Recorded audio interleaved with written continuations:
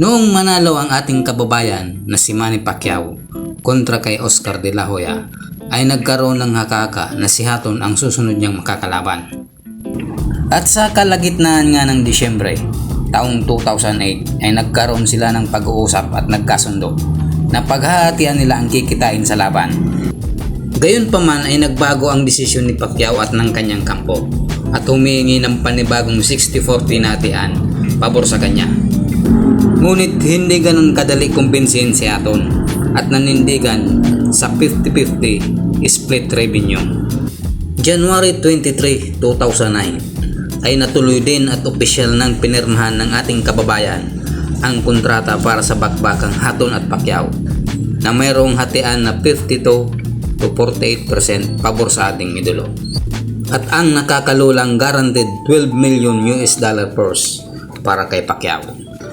May 2, 2009, sa harap ng humigit kumulang na 16,000 manonood na pinuno halos ng mga kababayan ni Hatton, ay inumpisa na ang tinaguriang The Battle of East and West.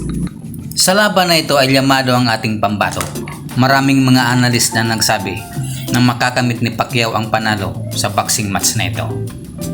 Prior sa kanilang laban ay maraming pangungutya ang ibinato ng kampo ni Hatton patungkol sa ating pambato.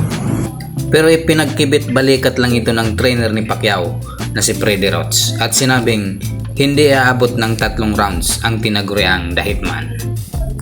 Ang mga sinabing yun ni Freddie Roach ay mukhang mangyayari dahil unang round pa lang ay kitang-kita ng dominahin ng ating kababayan at pabagsakin ng 2 beses sa mga huling minuto ng first round ang The Hitman.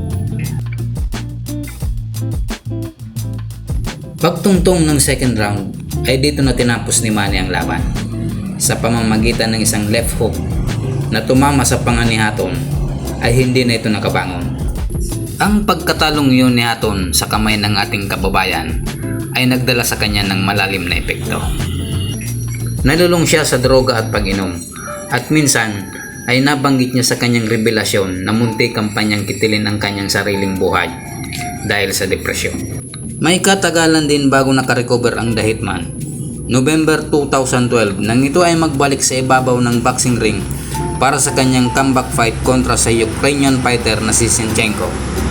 At dito ay muli siyang natalo, kaya't napagdesisyon na lamang ang kanyang pagre-retiro.